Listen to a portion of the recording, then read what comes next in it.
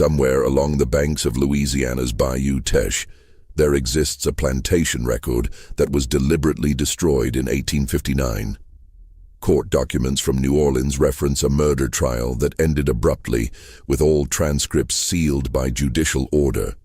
Local parish registries show 71 separate burial plots on a single property, all dated within the same week, yet official death certificates list only natural causes.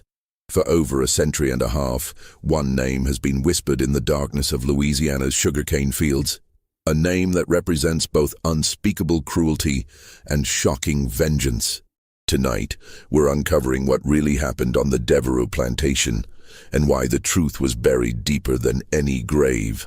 Before we continue with the story of Patience Devereaux and the girl who destroyed everything he built, I want to hear from you.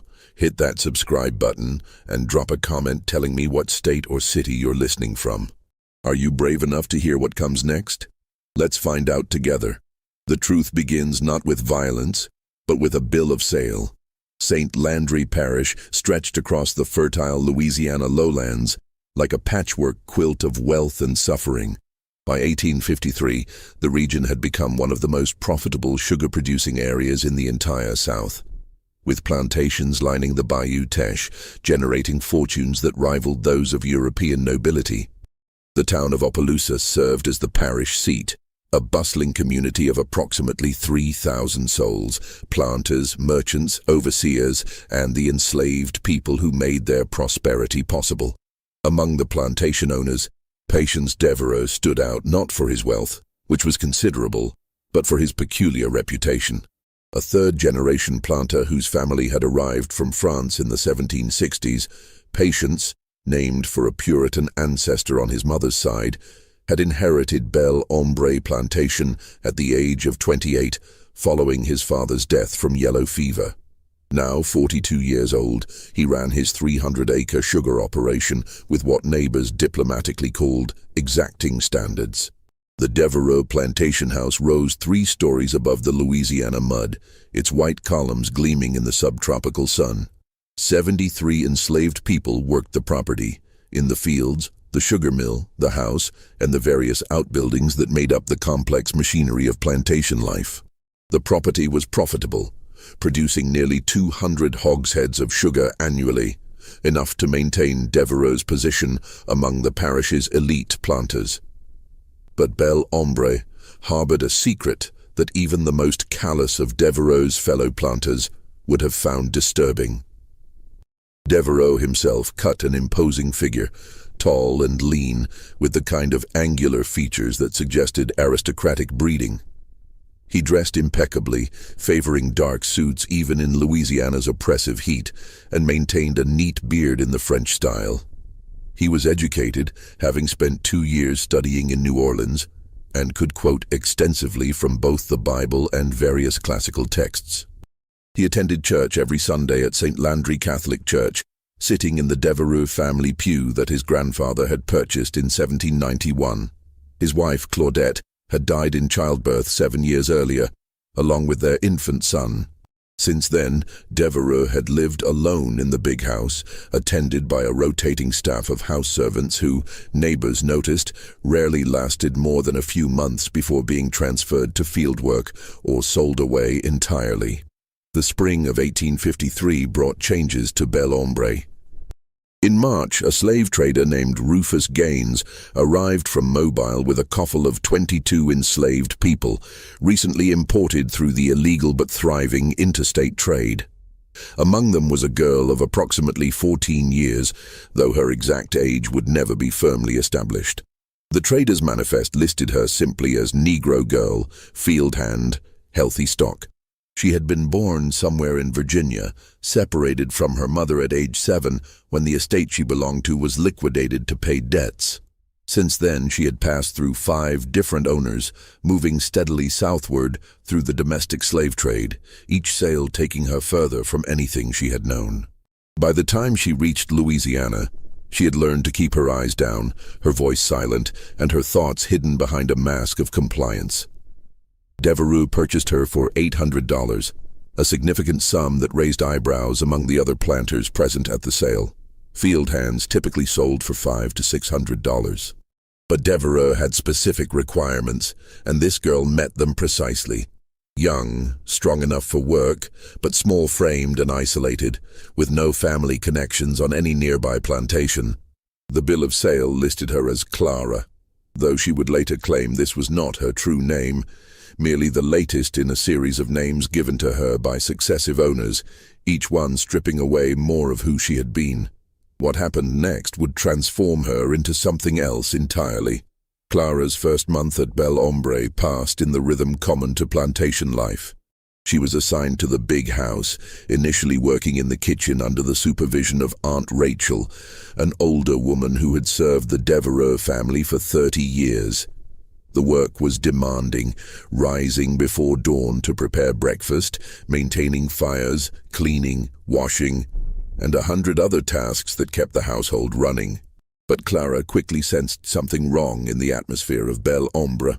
The other house servants moved with a particular kind of tension, their eyes darting toward Devereux whenever he entered a room. Conversation stopped abruptly when he approached. And there were absences. Servants who disappeared from the house staff without explanation, replaced by new faces who carried the same haunted expression within weeks. Aunt Rachel tried to warn her, in the careful, coded language that enslaved people use to communicate dangerous truths. Master Devereux, he got particular ways, she said one evening as they scrubbed pots in the kitchen house. You mind yourself, child. Keep your head down, do your work. Don't never give him cause to notice you special. But it was already too late. On a humid night in late April, Devereux summoned Clara to his study. The room smelled of tobacco and old leather, lit by oil lamps that cast wavering shadows across walls lined with books. Devereux sat behind a massive desk of imported mahogany, his face impassive as he regarded her. You can read, can't you? He asked. The question was dangerous. Literacy among enslaved people was illegal in Louisiana, punishable by whipping or worse. Clara kept her eyes fixed on the floor. No, sir. Don't lie to me. His voice remained calm, almost conversational. I saw you looking at the newspaper I left in the dining room. Your eyes were moving across the words. The silence stretched between them, heavy with threat. I asked you a question. Devereux continued. Can you read?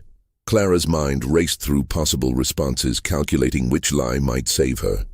But something in Devereux's tone suggested he already knew the answer, that this was some kind of test with no safe outcome. Some, sir, she finally admitted, her voice barely audible. My first master's daughter, she taught me some before you were sold away. Devereux finished the sentence for her. He leaned back in his chair, steepling his fingers. Interesting. Very interesting indeed. What Clara didn't know, couldn't have known, was that Patience Devereux had been searching for exactly this combination of attributes. He needed someone literate, someone isolated, someone who could be molded to his purposes, someone who wouldn't be missed. Over the following weeks, Clara's duties shifted. She was assigned to clean Devereux's private rooms, to organize his papers, to assist him with correspondence. The work itself seemed almost easier than her previous tasks, but it came with a price that became clear incrementally through small degradations that built upon each other like layers of sediment. Devereux began requiring her presence in his study every evening, ostensibly to help with paperwork. But the tasks grew stranger. He would dictate passages from the Bible, making her copy them repeatedly, checking her penmanship with critical eyes. He would quiz her on scripture, punishing wrong answers with hours of standing motionless in corners, or denial of meals, or small physical punishments that left no visible marks. A twisted finger bent back until she gasped, pressure applied to the soft spaces behind her ears, his grip on her arm just tight enough to bruise bone deep without breaking skin. You need to be corrected, he would say in that same calm, conversational tone. These are lessons in obedience, in submission to proper authority. Do you understand? The other house servants watched with knowing eyes and said nothing. They had seen this before. They knew how it ended. By June, Clara's situation had deteriorated beyond anything her previous experience had prepared her for. Devereaux's lessons had evolved into systematic torture, carefully calculated to maximize suffering while leaving minimal visible evidence. He was methodical, almost scientific in his approach, as though conducting some dark experiment in human endurance. He kept detailed journals, Clara discovered, documenting his training methods in neat handwriting. She saw them once, left open on his desk, pages filled with observations about pain thresholds, effective punishment techniques, methods of breaking the human will while maintaining physical capacity for work. She realized with horror that she was not the first. The journals referenced other subjects, numbered but not named, with clinical notes about their responses to various treatments. Subject 7 had lasted 3 months before being transferred. Subject 9 showed promising initial compliance, but ultimately proved unsuitable. Subject 12, the most recent entry before Clara's arrival, had required disposal after an incident that Devereaux described only as regrettable but necessary. Clara was subject 13. The summer of 1853 settled over St. Landry Parish like a suffocating blanket. In the sugar fields, enslaved workers moved between the cane rows, their bodies dark against the green stalks, their songs carrying across the morning mist. Life at Bel Ombre continued its surface rhythm. The bells marking work hours, the routine of planting and cultivation, the weekly visits from neighboring planters who saw only what Devereaux chose to show them. But inside the big house, Clara was disappearing. Not physically, Devereaux was too clever for that. She still appeared at meals, still performed her visible duties, still attended to the tasks that would be noticed by others. But piece by piece, something essential was being carved away from her, removed with the precision of a surgeon's knife. Devereaux's methods were sophisticated. He understood that breaking a person required more than physical pain. It required isolation, disorientation, the systematic destruction of identity and hope. He rotated his punishments to prevent adaptation, mixed rewards with cruelty to create confusion, used sleep deprivation and forced wakefulness to blur the boundaries of reality. Some nights, he would summon her to read aloud from his favorite texts, passages from the Old Testament about masters and servants, obedience and punishment, the divine order of hierarchy. Other nights, he would force her to stand motionless for hours while he worked at his desk, punishing any movement with fresh torments. He deprived her of food, then presented elaborate meals and watched her eat, while asking questions designed to humiliate. He gave her tasks impossible to complete, then punished the inevitable failures with methodical cruelty. Through it all, he maintained his facade of respectability. On Sundays, he attended church services, standing to sing hymns with his rich baritone voice.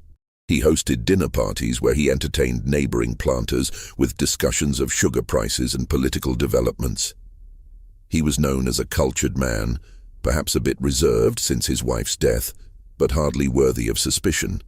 The other enslaved people at Bel Ombre knew, of course. They always knew, but what could they do? Speaking out meant death, or worse, being sold away to the brutal sugar plantations further south, where life expectancy was measured in years rather than decades. So they averted their eyes and whispered prayers and tried not to think about the sounds that sometimes echoed from the big house late at night. Aunt Rachel tried once to intervene. She approached the overseer, a man named Dalton who managed the field operations, and carefully suggested that Clara was being worked too hard, that perhaps she should be reassigned to other duties. Dalton listened with an impassive expression, then reported the conversation directly to Devereaux. Rachel spent 3 days in the punishment shed, a small building behind the sugar mill where infractions were corrected, emerging with fresh scars on her back and a new understanding of the boundaries of what could be risked. She never spoke of Clara again, though sometimes Clara would find small things left for her, a piece of cornbread wrapped in cloth, a cup of water placed where she would find it, small gestures of solidarity that carried enormous risk. As summer turned toward fall, Clara began to change in ways that went beyond the physical. Something was hardening inside her. crystallizing through the heat of her suffering into a form that even she didn't fully recognize. The mask of compliance remained, but behind it, something else was growing. Not hope, which Devereaux had systematically destroyed, but something colder and more durable. Calculation. She began to study Devereaux the way he studied her, learning his patterns and habits, his strengths and vulnerabilities. She observed which days he drank heavily from the crystal decanter in his study, how the alcohol made him careless. She noticed that he kept the key to his private rooms on a chain around his neck, but that he removed it before sleeping. She learned the layout of the house with the detailed precision of someone planning an escape, counting steps in the darkness, memorizing the locations of loose floorboards and squeaking hinges. She also began to understand the full scope of what Devereaux had been doing. Through careful observation and pieced together fragments of overheard conversation, she realized that she was far from his first victim. Over the past decade, at least a dozen enslaved people, always young, always isolated, always purchased from distant sellers, had passed through his hands and disappeared. Some had been sold away, their spirits broken.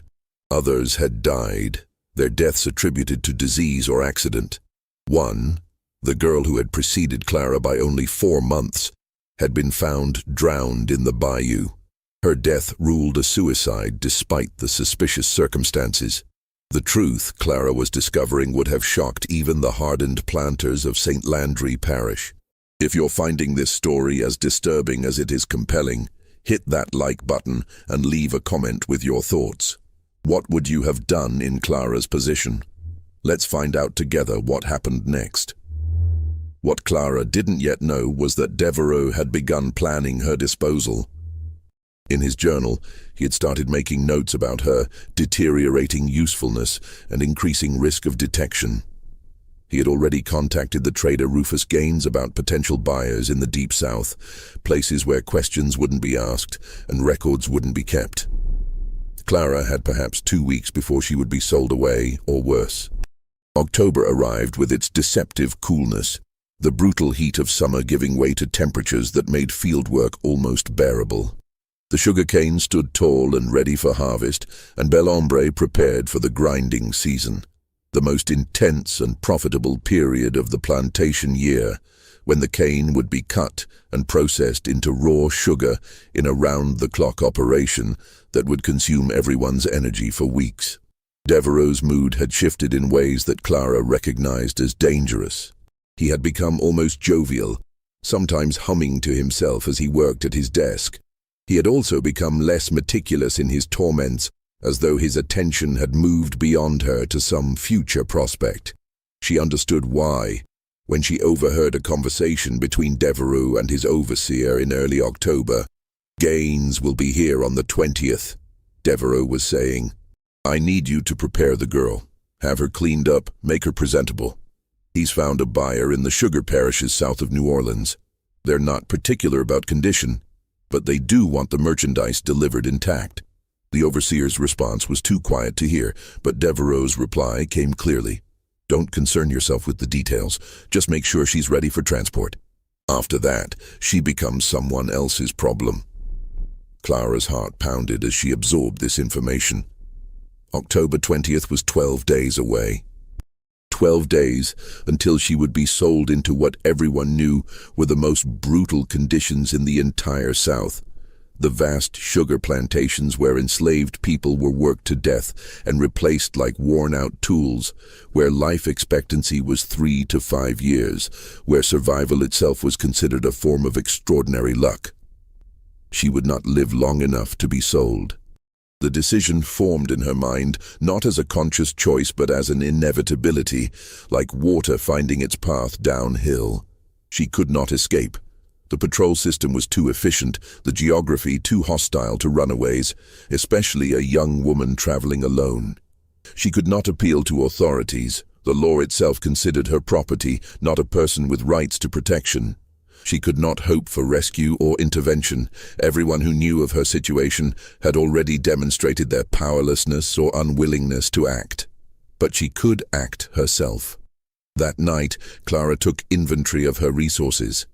They were pitifully few. Her knowledge of the house, her literacy, her familiarity with Devereux's routines, and her access to his private rooms. She also had something else, something that Devereux himself had given her without realizing it. A detailed understanding of anatomy and infliction of pain, learned from observing his methods, from enduring them, from reading the clinical descriptions in his journals. She began to plan with the same methodical care that Devereux had applied to her destruction. The tools she needed were readily available in any plantation household. The sugar mill had sharp implements for cutting cane. The kitchen held knives of various sizes.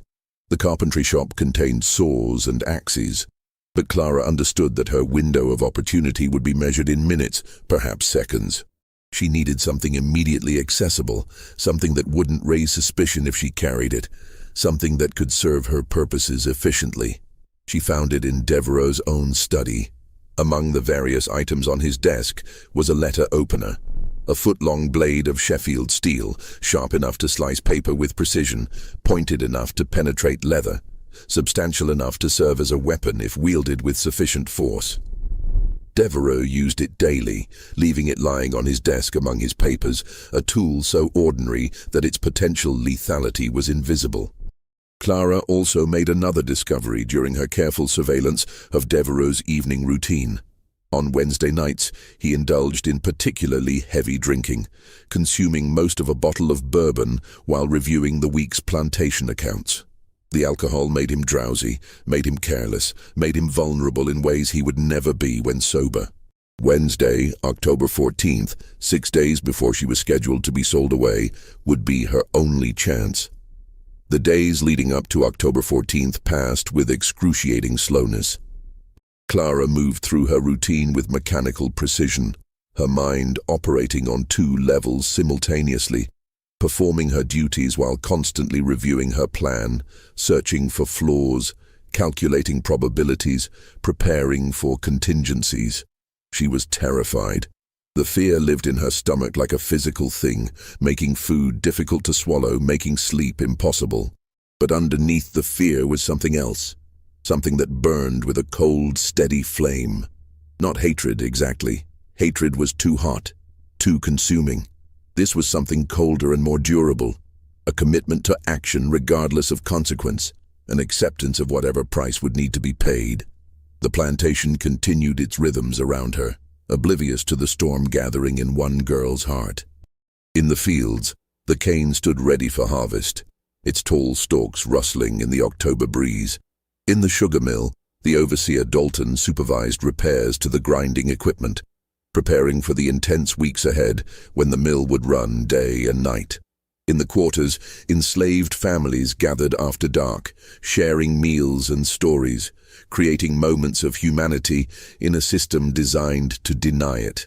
Clara observed all of this with a strange detachment, as though she were already a ghost, already separated from the world of the living. She found herself noticing details she had never paid attention to before. The way morning light caught in spider webs strung between the porch columns, the particular sound of Aunt Rachel's humming as she worked in the kitchen, the smell of wood smoke drifting across the yard in the evening. These things seemed suddenly precious, suddenly worthy of attention, as though her mind was cataloguing them for a future that might not include such observations. On Monday, October 12th, a traveling preacher arrived at Bel Ombre. This was common practice in rural Louisiana, circuit-riding ministers who moved from plantation to plantation, conducting services for enslaved communities who were permitted to gather for worship under supervised conditions. The preacher, a thin man named Reverend Caldwell, set up in the cleared space behind the quarters, and Devereux graciously permitted his enslaved workers to attend the evening service. Clara went, because absence would be noticed, would raise questions. She sat at the back of the gathered crowd, perhaps 80 people assembled in the fading light, and listened as Reverend Caldwell preached about deliverance. His text was from Exodus, the story of Moses leading the Hebrew people out of bondage in Egypt, the plagues that fell upon their oppressors, the parting of the Red Sea. "The Lord sees your suffering," Caldwell proclaimed, his voice carrying across the crowd. "He hears your cries. And in his time, in his way, he will deliver you from bondage. You must have faith. You must believe that justice, though delayed, will surely come." The words washed over Clara like water over stone. She had heard such promises before, had clung to them during her darkest moments, had prayed for deliverance until her voice was hoarse and her knees were bruised from kneeling. But deliverance had not come. Justice had not arrived. God, if he existed, seemed remarkably uninterested in the sufferings of enslaved people in Louisiana. She would not wait for divine intervention. She would create her own deliverance, deliver her own justice, even if the price was her life. After the service, as people dispersed back to their cabins, Aunt Rachel approached Clara with unusual directness. The older woman's face was deeply lined, her hands gnarled from decades of labor, but her eyes were sharp and knowing. "Child," she said quietly, positioning herself so that their conversation would appear casual to any observer. "Whatever you're planning, don't do it." Clara felt her heart skip. "I don't know what you mean." "Yes, you do." Rachel's voice was gentle but firm. "I seen that look before. I seen it on the face of a boy named Samuel maybe 10 years back. He had that same expression you're wearing now, like someone who's decided dying is better than living. You know what happened to Samuel?" Clara shook her head. "They caught him before he could do whatever he was planning. Beat him so bad he couldn't walk for a month. Then they sold him to a trader heading for the cotton fields in Mississippi. I heard he died within a year, worked to death in the hot sun." Rachel paused, letting the lesson sink in. "Whatever Master Devereaux done to you, child, it ain't worth throwing your life away." "My life is already thrown away," Clara said, surprised by the steadiness of her own voice. "I'm being sold on the 20th, to the sugar parishes south of New Orleans. You know what that means." Rachel's expression shifted, genuine distress crossing her weathered features. "Oh, child, no, not there. So tell me, Aunt Rachel, what's the difference between dying quickly and dying slowly? At least one way I get to choose. At least one way I get to take something with me when I go."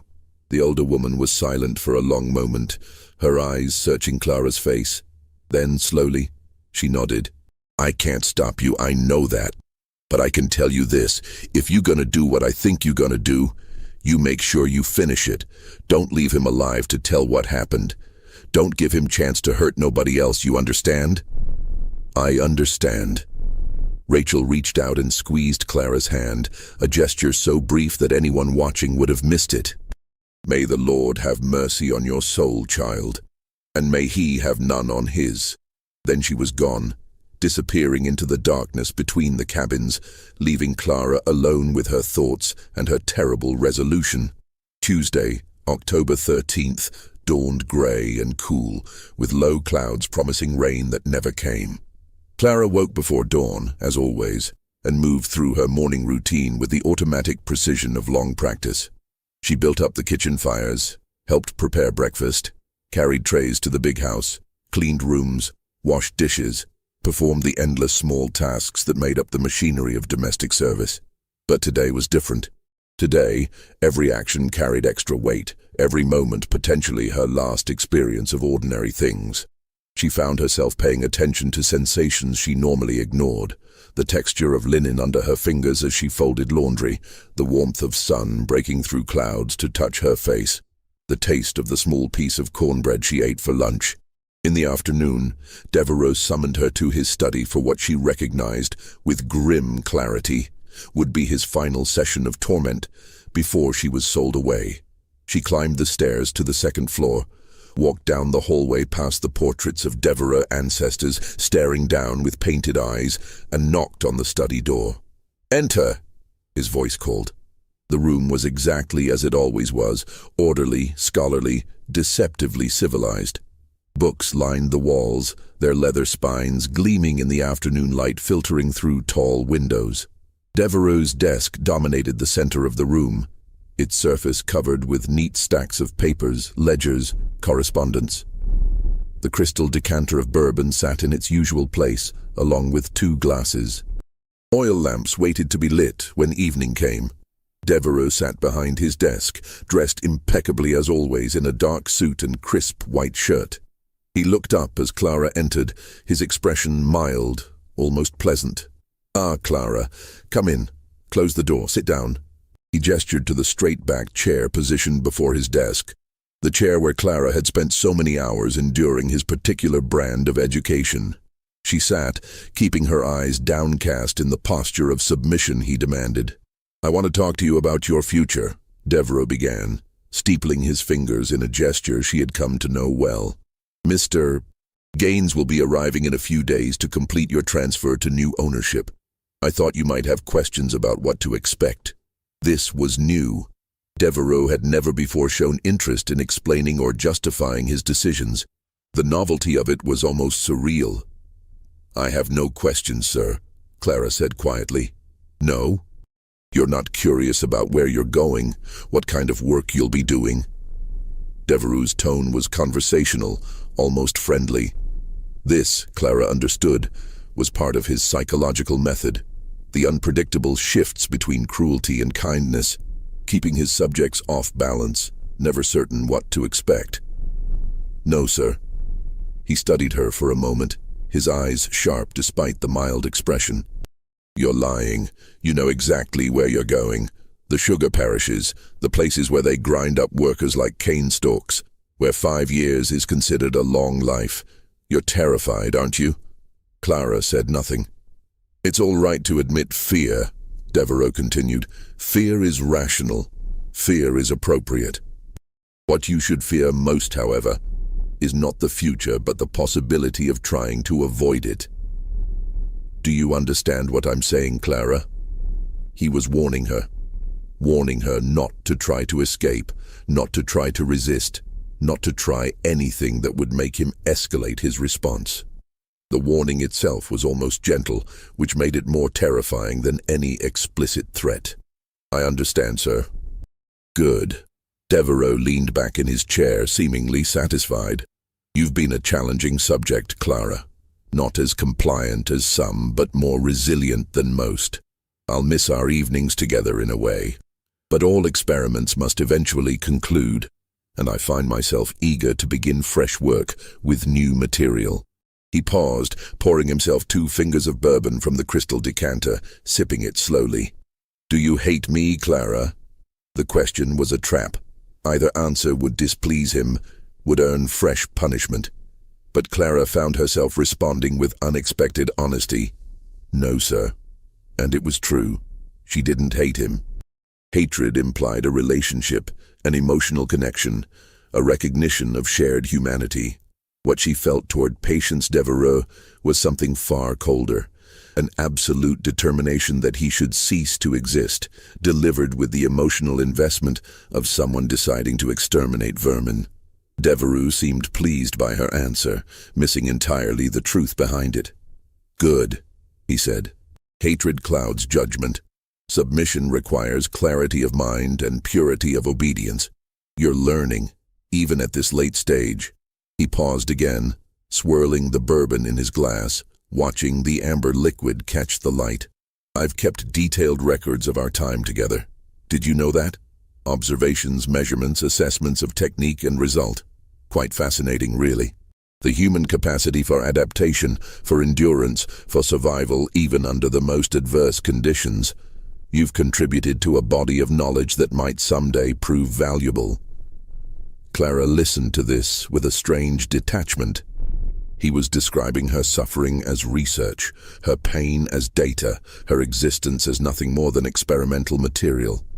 It should have provoked some response, rage, disgust, despair. But she felt nothing except the cold certainty of what would happen tomorrow night. "You may go," Devereux said finally, dismissing her with a wave of his hand. "Get some rest. Mr. Dalton will want you looking presentable when Mr. Gaines arrives." Clara stood, curtsied in the manner he required, and left the study. She walked down the hallway, down the stairs, through the house to the kitchen, moving like a mechanism wound tight and counting down to release. Aunt Rachel was alone in the kitchen, preparing vegetables for the evening meal. She looked up as Clara entered, her eyes asking questions that couldn't be spoken aloud. Clara nodded once, a tiny movement that conveyed everything. Rachel closed her eyes briefly, her lips moving in what might have been prayer. Then she returned to her work, her knife moving through carrots with steady precision, and Clara understood that no more would be said between them. Some things went beyond words, beyond advice, beyond anything except silent witness. That evening, Clara lay on her pallet in the small room off the kitchen where she slept, staring at the ceiling in the darkness. Around her, the house settled into its nighttime rhythms. The distant sounds of the overseer making his rounds, the murmur of voices from the quarters beyond the yard, the creak of wood and whisper of wind. She should sleep. She would need all her strength for what was coming, but sleep was impossible. Her mind too active, too full of scenarios and possibilities and calculations. She thought about her mother, whom she barely remembered. A soft voice singing in the darkness, warm arms holding her. A face that had faded to nothing more than impression and longing. She thought about the 7-year-old girl she had been, standing on an auction block in Virginia, trying not to cry as strange white men examined her teeth and felt her arms and discussed her value in voices that treated her as an object, not a person. She thought about all the owners who had followed, each one stripping away another layer of who she had been until she could no longer remember her real name, the name her mother had given her. The name that had connected her to family and history and identity. Who was she now? Not Clara. That was just another name imposed by ownership. Not even fully human anymore, at least not in the eyes of the law, not in the eyes of the society that permitted and profited from her bondage. But tomorrow night, she would become something. Someone. A person who had acted, who had chosen, who had refused to be passive in the face of her own destruction. It wasn't much. It probably wasn't enough. But it was what she had. The hours until dawn passed with excruciating slowness. Clara must have dozed eventually because she woke to the sound of the plantation bell ringing the call to morning labor, grey light filtering through the single window of her room. Wednesday, October 14th. Her last day as Clara. Her last day as anything. She rose, dressed in her work clothes, and began her final day at Bel Hombre. The morning passed in a blur of activity. Clara moved through her tasks with mechanical efficiency, her body performing familiar actions while her mind remained elsewhere, counting down hours and then minutes to the moment that would change everything. Breakfast preparation, cleaning the dining room, carrying water, sweeping floors, washing dishes. The endless cycle of domestic labor that had defined her existence for as long as she could remember. At midday, she ate a small meal of cornbread and beans, forcing herself to swallow despite the knot of tension in her stomach. She would need energy. She would need strength. She could not afford weakness. In the afternoon, she found herself alone in Devereaux's study during her routine cleaning. The room was empty, Devereaux having gone to inspect the sugar mill with his overseer. This was her opportunity. The letter opener lay on his desk among various papers and correspondence, its Sheffield steel blade catching the afternoon light. Clara had cleaned around it 100 times, had polished its brass handle, had never considered it as anything except another piece of the room's furnishings. Now she saw it differently. She saw its length, a full foot from tip to handle. She saw its weight, substantial enough to penetrate leather or heavy cloth. She saw its edge, sharp enough to slice through paper with precision, sharp enough to cut flesh if wielded with force. She picked it up, testing its balance, feeling how it fit in her hand.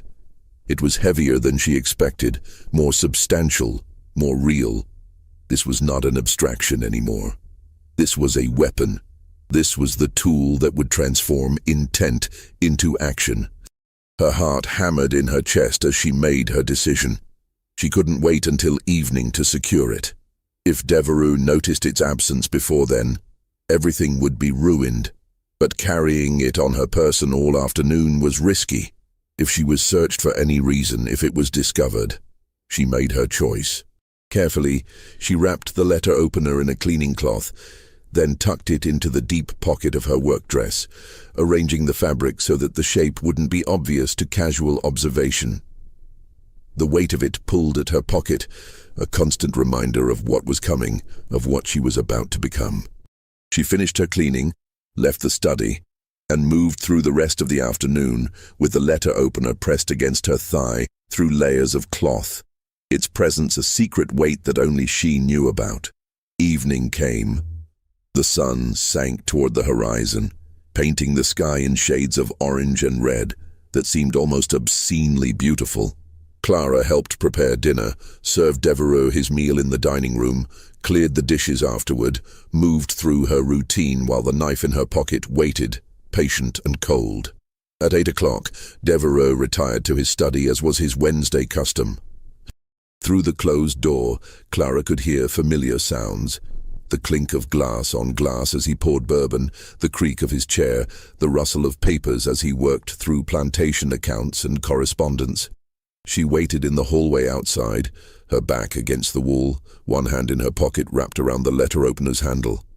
Her heart was beating so loudly, she was certain everyone in the house must hear it. Certain that someone would discover her lurking here and demand to know what she was doing. But no one came. The house was quiet, except for distant sounds from the kitchen and quarters, the ordinary noises of evening at Belle Ombre. Time passed with strange elasticity, seconds stretching into minutes, minutes compressing into moments. Clara found herself in an odd state of consciousness, simultaneously hyper-aware of every sensation and somehow distant from them all, as though she were watching herself from outside her own body. At 9 o'clock, precisely on schedule, Devereux's voice called through the door. "Clara, attend me." This was the moment. This was the threshold. Once she crossed it, there would be no going back, no undoing, no reprieve. Everything that followed would flow inevitably from what happened in the next hours. Clara took a breath, feeling the letter opener's weight in her pocket one last time. Then she opened the study door and stepped inside. The study was warm, lit by 2 oil lamps that cast wavering shadows across the walls of books. Devereux sat behind his massive mahogany desk, his face slightly flushed from the bourbon he'd been drinking. The bottle beside him was more than half empty. He had consumed more than usual tonight, which was exactly what Clara had been counting on. His movements when he gestured for her to close the door were slightly less precise than normal. His eyes slightly unfocused. He was drunk, or close to it, vulnerable in ways he would never be when sober. His guard lowered, his reactions slowed, his judgment impaired. "Come here," he ordered, gesturing to the spot beside his desk where Clara had stood so many times before. Clara moved forward, her right hand still in her pocket, fingers wrapped around the letter opener's handle. Everything seemed to slow down, each second stretching into eternity. She could see individual dust motes floating in the lamplight. She could hear her own breathing, her own heartbeat, the creak of floorboards beneath her feet. She could smell the bourbon on Devereux's breath, the tobacco smoke that clung to his clothes, the faint scent of leather and old paper that permeated the study. Time seemed to compress and expand simultaneously. In her peripheral vision, she could see the crystal decanter on Devereux's desk, the light refracting through the amber liquid within it. She could see the ledger books stacked neatly on the corner of his desk, each one recording the financial transactions that reduced human beings to columns of numbers and profit margins. She could see Devereux's hands, the hands that had inflicted so much calculated suffering, resting on the desk's surface, fingers drumming idly against the polished wood. "I've been reviewing my notes on your progress," Devereux was saying, his words slightly slurred. "Quite remarkable, really. Your capacity for endurance, your ability to adapt to challenging circumstances. It's almost a pity that our work together must end. But as I said, all experiments must conclude eventually." He reached for his bourbon glass, raised it to his lips, drank deeply. His attention was momentarily diverted, his neck exposed above his collar, the lamplight casting shadows in the hollow of his throat. Clara acted. She pulled the letter opener from her pocket in a single fluid motion and drove it toward Devereux's neck with all the force she could muster. But her hands were shaking. whether from fear or adrenaline or the simple enormity of what she was attempting, and her aim was imperfect. The blade struck his shoulder instead, penetrating several inches into flesh and muscle, hitting bone with a sensation that traveled up the handle into Clara's hand. Devereaux roared with pain and shock, lurching to his feet with such force that his chair toppled backward, crashing against the bookshelf behind him. His hand grabbed for the knife handle protruding from his shoulder, trying to pull it free, his face contorting with a mixture of rage and disbelief. "You," he gasped, his voice strangled. "You dare." But Clara didn't let him finish. 6 months of accumulated suffering, 6 months of systematic torture, 6 months of helpless submission erupted from her in a fury of action. She launched herself at him, her fists striking at his face, her weight, meager though it was, knocking him off balance. They crashed into the bookshelf behind his desk, volumes tumbling down around them in a cascade of leather and paper. Devereaux was larger and stronger. Clara had known this would be the case, had factored it into her planning. But he was also drunk and wounded, blood soaking through his shirt from the stab wound in his shoulder, his movements uncoordinated, his reactions slowed by alcohol and shock. They struggled in terrible silence, both instinctively understanding that noise would bring others, would summon witnesses, would transform this private confrontation into something public and therefore even more dangerous. The only sounds were their breathing, harsh and ragged, and the impact of bodies against furniture, the crash of objects falling, the scrape of shoes against floorboards. Devereaux's hands closed around Clara's throat, his fingers digging into soft flesh, cutting off her air. Black spots began to dance in her vision. Her lungs burned. She was dying, she realized with strange clarity. He was killing her. Despite everything, her planning, her determination, her willingness to sacrifice her life, he was still going to kill her, still going to win, still going to reduce her to nothing more than another entry in his cursed journals. Her hand found the letter opener, still protruding from his shoulder. She grabbed the handle, now slick with blood, and yanked it free with a sucking sound that would haunt her memory forever. The blade came away trailing dark blood, and for a moment she could see the wound it left behind, a ragged opening in flesh that looked somehow obscene, somehow more real than anything she had ever witnessed. Then she drove the blade into him again, and again, and again. She struck wherever her hand could reach, his chest, his stomach, his arms as he tried to defend himself. Each blow was powered by 6 months of torture, by the memory of every girl who had suffered before her, by the knowledge that survival required absolute commitment, that half measures would mean her death and his survival, and the continuation of everything he represented. Devereaux's grip on her throat weakened. He fell backward, striking his head on the corner of his desk with a sound like a mallet hitting meat, a wet, heavy sound that Clara would never be able to forget. He collapsed to the floor, blood spreading beneath him in a dark pool that caught the lamplight and gleamed like oil. He lay there, bleeding from multiple wounds, his breathing shallow and labored, his eyes wide with shock and pain, and something that might have been fear, real fear, perhaps for the first time in his privileged, cruel life. Clara stood over him, the bloody letter opener still clutched in her hand, her chest heaving, her mind strangely calm. This was the moment. This was the choice. She could run now. She could flee into the darkness and hope for escape, even though escape was nearly impossible for an enslaved woman in Louisiana, even though she would certainly be caught and killed within days. Or she could finish what she had started. She looked at Devereaux, really looked at him. This man who had purchased her like livestock, who had systematically destroyed her humanity piece by piece, who had documented his cruelty in neat handwriting as though it were science rather than sadism. This man who had done the same to at least a dozen others before her, who would certainly do it again to whoever came after her if he survived this night. And something else was operating in Clara now, something that went beyond survival or even vengeance, a methodical fury that required completion, that demanded every ounce of suffering be repaid, that insisted on a specific and terrible form of justice. She looked at the tools available in the study, the letter opener, still in her hand, its blade now dark with blood. A heavy brass candlestick on the desk, a fire poker leaning against the fireplace, various implements scattered around the room, ordinary objects that could be repurposed for extraordinary ends. Then she looked at Devereux himself, still conscious, still breathing, still aware enough to understand what was happening to him. His eyes met hers, and in them she saw something she had never seen before. Fear. Real, helpless, desperate fear. "You studied pain," Clara heard herself say, her voice strange and distant in her own ears. "You documented it. You treated it like science. You wrote about thresholds and tolerances and breaking points. Now you're going to learn everything you taught me."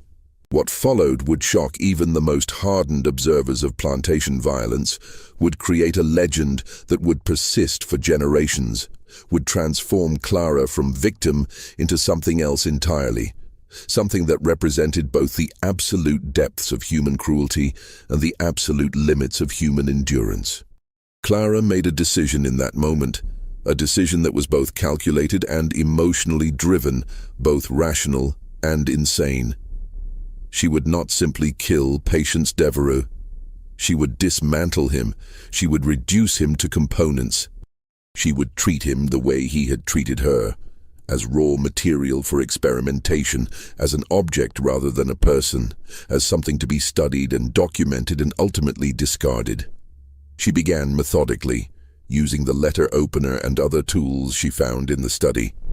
The brass candlestick became a hammer, the fire poker became a lever.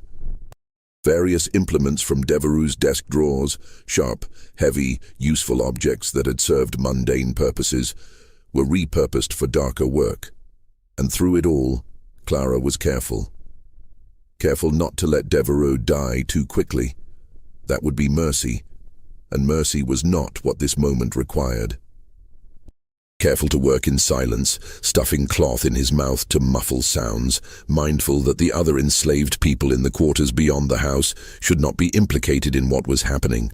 This was her action, her choice, her responsibility alone. She was also careful to apply the lessons she had learned. 6 months of systematic torture had taught her anatomy through suffering.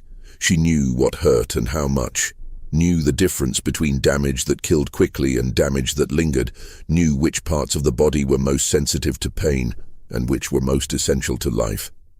She applied this knowledge with scientific precision. Hours passed. The oil lamps burned low, and Clara refilled them from the reserve Devereux kept in a cabinet, the mundane action surreal in the context of what she was doing. The night deepened outside the study windows, the house around them silent except for the distant sounds of crickets and nightbirds and the occasional creak of settling wood. And throughout it all, Clara worked with the methodical patience of someone completing an essential task, dismantling the man who had tried to dismantle her, taking him apart piece by piece with the same clinical detachment he had shown toward his victims. She counted as she worked. It was important to count, important to document, important to mirror Devereux's own obsession with measurement and record-keeping. Each separation, each reduction, each component was noted mentally, added to a tally that grew with each passing hour.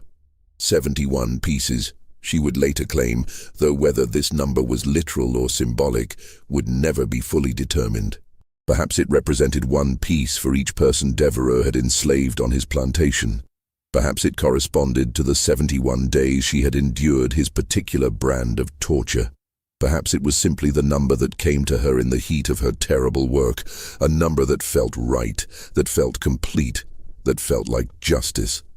When she finally stopped, when the work was complete and nothing remained that could be called Patience Devereux except separated components arranged with terrible precision across the floor of his study, the first light of dawn had begun to filter through the windows. The sky was pale grey, the colour of ashes, the colour of endings.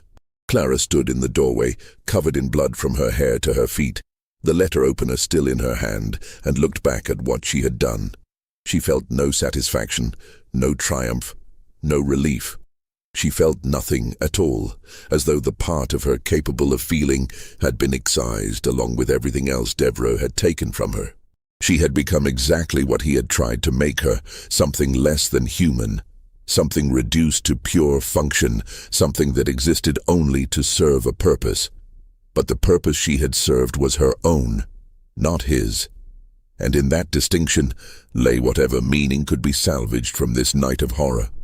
Clara walked out of the study, through the big house, down the front steps, and into the grey light of morning. Behind her, the study door stood open, revealing shadows and shapes that would haunt the imagination of everyone who eventually saw them. She walked down the gravel drive toward the main road, her bare feet leaving bloody footprints on the pale stones.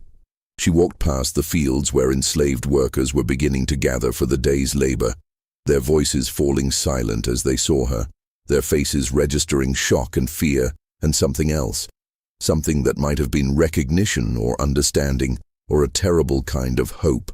She walked until she reached the main road, where she simply stopped and waited, the letter opener hanging loosely from her hand, her face expressionless, her eyes fixed on some distant point that only she could see. She didn't try to hide. She didn't try to run. She had done what she came to do, and now she would face whatever consequences followed. The patrol found her 3 hours later, still standing in the same spot, still holding the bloody knife, her dress stiff with dried blood, her face empty of everything except exhaustion. When the sheriff asked her what had happened, she answered in a voice devoid of emotion, "I killed Patience Devereaux. He needed killing. I regret nothing, except that I can only kill him once." Oh, the discovery of Patience Devereaux's remains triggered chaos across St. Landry Parish. When the overseer Dalton entered the study at dawn to review the day's work assignments, finding the door standing open, finding the silence within somehow worse than any sound, he discovered a scene that would haunt him for the rest of his life. His screams brought the other house servants running. Aunt Rachel arrived first, took one look through the doorway, and immediately began herding the others away, preventing them from seeing what lay inside. But it was too late. They had glimpsed enough. Word spread through the quarters within minutes, carried on whispered breaths and horrified expressions. The parish sheriff arrived within hours, accompanied by a coroner named Harding and half a dozen armed deputies. They sealed the study and began documenting what they found with grim efficiency. The coroner, a man who had performed autopsies on yellow fever victims and battlefield casualties during the Mexican War, emerged from the room pale and shaken, refusing to provide details about what he had witnessed beyond the bare minimum required for his official report. "I've seen men torn apart by cannon fire," Harding told the sheriff, his voice unsteady. "I've examined bodies pulled from the river after weeks in the water. I've cut open cholera victims and dissected corpses in anatomy classes. But I have never, in 20 years of medical practice, seen anything like what's in that room. It's not human. It's not possible. It's—" He couldn't finish the sentence. The sheriff, a man named Boudreau, who had served in his position for 15 years, took his own look at the study. He stayed inside for perhaps 5 minutes before emerging, his face gray, his hands shaking as he fumbled for his pipe.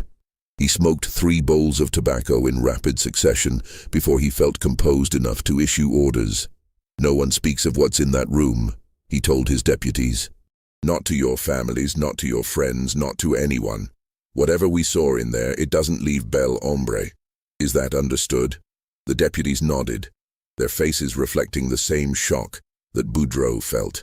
By noon, news of Devereaux's death had spread across the parish, though the details remained carefully obscured. The official story, released by Sheriff Boudreau after consultation with the parish judge and several prominent planters, stated only that Patience Devereaux had been murdered by an enslaved woman in his household who was subsequently apprehended by authorities. But rumors spread faster than official statements, carried on the lips of enslaved people who whispered to each other in the fields, of house servants who spoke in coded language to their counterparts on other plantations, of freedmen and poor whites who gathered in Opelousas taverns and speculated about what had really happened at Bel Hombre. The numbers varied. Some said Devereux had been cut into 50 pieces, others claimed 100. Some said the girl had drunk his blood. Others insisted she had eaten his heart. The truth was lost in a swirl of rumor and counter-rumor, each version more extreme than the last. What was not rumor was the response of the enslaved community. Within days of Devereux's death, something unprecedented began to happen across St. Landry Parish. Enslaved people started refusing to work. Not violently, not through organized uprising, but simply through quiet, firm resistance. They gathered in their quarters and in the woods, refusing to go to the fields, refusing to respond to threats or punishments, refusing to disperse. Within a week, more than 200 people had assembled in hidden camps in the forests and swamps surrounding Bel Ombre. They built fires and shared food and waited. No demands were made, no manifestos were issued. They simply existed in a state of collective refusal, and their very presence sent waves of terror through the planter class. It was the closest thing to organized resistance that Louisiana had seen since the German coast uprising of 1811, and it terrified the white population. Patrols were doubled, then tripled. Militia units were called up. Armed planters rode the roads between plantations, searching for signs of further insurrection. But the assembled enslaved people remained peaceful. They committed no violence. They threatened no one. They simply refused to work until the girl, Clara, or whatever her name was, received what they called justice. The problem, from the perspective of Louisiana's legal system, was what exactly that meant. Under the state's black code, enslaved people who murdered their masters were to be executed swiftly and publicly, their deaths serving as warnings to prevent further insurrection. But the circumstances of this case presented unusual complications that made the usual procedures impossible to follow. First, there was the matter of Devereux's study. When authorities searched it thoroughly, they discovered his journals. Detailed records of systematic torture spanning more than a decade, descriptions of methods and results, clinical notes about previous victims. The documents were so disturbing that the judge presiding over Clara's case, a man named Broussard, who had served on the bench for 20 years, ordered them sealed immediately. "These cannot be made public," Broussard told the sheriff and the parish prosecutor in a closed meeting. "If word spreads about what Devereux was doing, it will provoke reactions we cannot control. The enslaved population will use it as justification for violence. Abolitionist newspapers in the North will seize on it as propaganda. Our entire social order could be called into question." "But the journals provide context for what the girl did," the prosecutor argued. They explain nothing," Broussard interrupted. "They are the ravings of a disturbed mind, and they will never see the light of day. Seal them. Lock them away. They are not to be referenced in any court proceeding, is that clear?" So the journals were removed from evidence, placed in a sealed box, and stored in the parish courthouse vault, where they would remain, officially at least, for the next century and a half. Second, there was the question of how Clara had accomplished what she did. The physical evidence suggested a sustained assault lasting hours, requiring strength and determination that seemed implausible for someone of her size and condition. Medical experts brought in to examine the study were baffled by the precision of what had been done. The apparent anatomical knowledge required, the sheer physical endurance necessary to complete such work. "It's not possible," one doctor insisted. "A girl of her size and strength simply could not have done this alone. There must have been others involved, multiple assailants working together." But Clara, when questioned, maintained that she had acted alone. "No one helped me," she stated flatly during her one and only interrogation. "No one knew what I was planning. This was my choice and mine alone. I will not allow others to be punished for my actions." Third, and most troubling for the parish authorities, was the continued presence of the assembled enslaved people in the forests and swamps. They showed no signs of dispersing. If anything, their numbers were growing as word spread to neighboring parishes.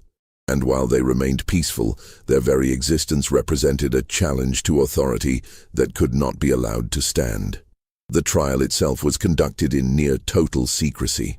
The courtroom was closed to the public. No journalists were permitted. No transcript was made of the proceedings. Clara was represented by a court-appointed attorney named Hebert, a young lawyer who spoke perhaps 50 words on her behalf, most of them procedural formalities. The prosecution presented its case in less than an hour. Devereux was dead. Clara had confessed to killing him. The evidence was overwhelming. The law was clear. The verdict should be death, carried out publicly as a warning to others. But Judge Broussard faced an impossible situation. Executing Clara would provoke the gathered enslaved people to violence. He had no doubt of that. The parish did not have sufficient forces to control an uprising of that scale. People would die, property would be destroyed, the entire social order of the region would be threatened. On the other hand, failing to execute her would be seen as weakness, would suggest that enslaved people could murder their masters and escape justice, would encourage further resistance and rebellion. Broussard adjourned the trial without issuing a verdict, claiming he needed time to consider the legal complexities of the case.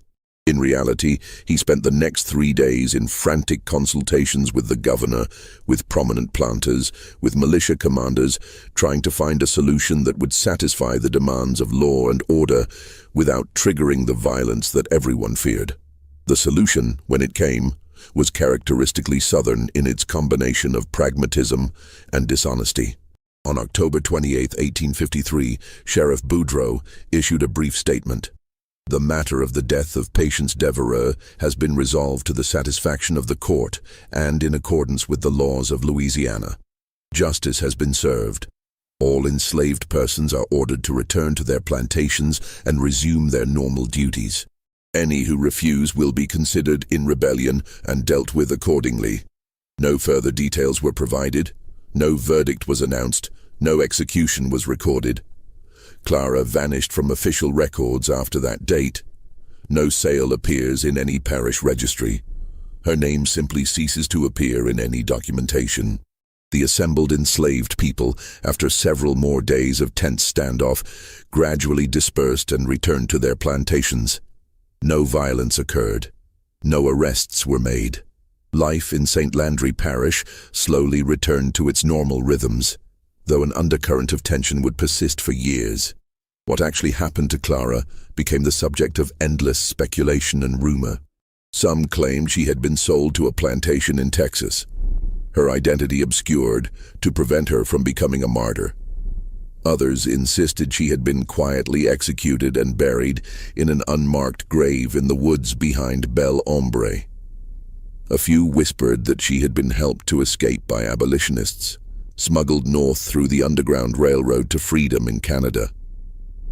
There was even a persistent rumor, never confirmed but never entirely dispelled, that Judge Broussard had made a deal with certain powerful interests, that Clara had been purchased by agents working for northern abolitionists, that money had changed hands, that she had been transported out of Louisiana under cover of darkness to live out her days in freedom somewhere far from the scenes of her crime. The truth, like so much else about this case, was deliberately obscured, hidden behind layers of official silence and unofficial myth-making. What is known is this. Belle Ombre Plantation was sold at auction in December 1853, purchased by a consortium of planters who divided the property among themselves. The big house was demolished the following spring, its materials salvaged or burned, the site left empty. Within 5 years, the Louisiana forest had begun to reclaim the land, vines and undergrowth covering what had once been manicured grounds and cultivated fields. The 71 burial plots mentioned in parish records, discovered by workers clearing the grounds after the auction, were never adequately explained. Official documents claimed they contained victims of a yellow fever outbreak, though no such epidemic was recorded in St. Landry Parish during 1853 or 1854. The plots were shallow, hastily dug, and contained no coffins or markers. Local historians who later researched the matter found no death certificates, no names, no explanation for why so many people would have been buried on the same property within the same week. Some speculated they were not graves at all, but rather holes dug by authorities searching for evidence, though evidence of what was never clarified. Others believed they represented something more symbolic, perhaps 71 separate sites where parts of Devereux had been buried, each piece interred individually in some grim memorial to Clara's methodical vengeance. Or perhaps they marked the number of people Devereux had tortured and killed over his years of systematic cruelty, victims whose deaths had been disguised as disease or accident or simply erased from record. The truth was never officially established, and after a few years, the question ceased to be asked. In the decades that followed, the story of Clara and Patience Devereux became legend, then myth, then a whispered tale told in the quarters of Louisiana plantations. Among enslaved communities, she became a folk hero. Her name, or the name she had been given, since her real name was never known, invoked as a reminder that even the most powerless person possessed the capacity for resistance, that cruelty could breed consequences, that the human spirit could not be entirely broken no matter how systematic the attempt. Among the planter class, she became a cautionary tale, rarely spoken of directly, but always present as a reminder that absolute power was never quite as absolute as it seemed, that treating enslaved people with excessive cruelty could provoke reactions that threatened the entire system on which their wealth and comfort depended. The sealed journals remained in the parish courthouse vault, officially forgotten, but occasionally rediscovered by curious clerks or historians, who were then quickly warned away from examining them too closely. Some claimed to have read portions before being stopped, reporting content so disturbing that they refused to provide details. Others insisted the journals had been destroyed decades ago, that the sealed box in the vault contained nothing but ashes and dust. The Civil War came and went. Slavery ended through federal force rather than internal collapse. Louisiana entered its long, brutal period of Reconstruction and Jim Crow, violence and resistance continuing in new forms under new names. The story of Clara faded from public memory, preserved only in oral traditions and in sealed documents that few people knew existed and fewer still were permitted to see. But in certain corners of St. Landry Parish, in certain communities with long memories, the story persisted. Older people would tell younger ones about the girl who had killed the master, who had refused to die quietly, who had taken her vengeance with methodical precision and transformed her suffering into something that could not be ignored or forgotten. Whether she lived or died, whether she found freedom or remained in bondage until emancipation, whether she ever reclaimed her true name or remained Clara forever, these questions were never answered with certainty. What remained was the undeniable fact of what she had done. On the night of October 14th, 1853, a young woman subjected to unspeakable cruelty had refused to accept that suffering as her fate. She had acted knowing that action meant almost certain death, choosing violence not from madness, but from a cold calculation that her life was already forfeit and therefore had nothing left to lose. The number 71, whether literal or symbolic, whether referring to pieces of a dismembered body or years of accumulated victims or burial plots, or some other meaning entirely, became attached to her story permanently. 71 pieces of a man who had tried to break her. 71 responses to months of systematic torture. 71 reasons why silence in the face of cruelty is itself a form of violence. The sealed documents remain sealed to this day, locked away in archives that few people access, and fewer still are permitted to examine. The property that once was Bel Ombre has changed hands multiple times, subdivided and developed, its dark history erased by time and deliberate forgetting.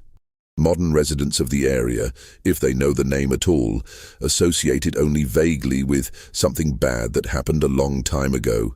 The details lost to generations of silence, but the story persists, passed down through communities that remember, told in different versions and with different emphases, but always carrying the same essential truth. That a girl whose name was taken from her, whose humanity was denied, whose suffering was treated as scientific data, had refused to accept her own annihilation. She had struck back with terrible precision and had paid whatever price that action required, becoming in the process something more than victim, something more than slave, something that resisted easy categorization or comfortable historical narratives. She had become, simply and finally, someone who acted, someone who chose, someone who refused to be erased. And in a system built entirely on the denial of such agency, that alone was revolutionary. This mystery shows us that even in the darkest moments of American history, in the depths of institutionalized cruelty and oppression, individual acts of resistance could shake the foundations of the system that created them. The number 71 has echoed through history as a reminder of what happens when human beings are pushed beyond endurance, when the only choice left is between passive destruction and active resistance. What do you think of this story? Do you believe Clara was justified in what she did? Do you think she survived, or was this her final act? Would you have made the same choice in her position? Leave your comment below and share your thoughts. If you enjoyed this dark chapter from Louisiana's hidden history, subscribe to Liturgy of Fear, hit the notification bell so you never miss another story, and share this video with someone who appreciates historical mysteries that challenge us to confront uncomfortable truths. The past is full of stories that were deliberately buried, stories that deserve to be told. Thank you for listening, and I'll see you in the next video.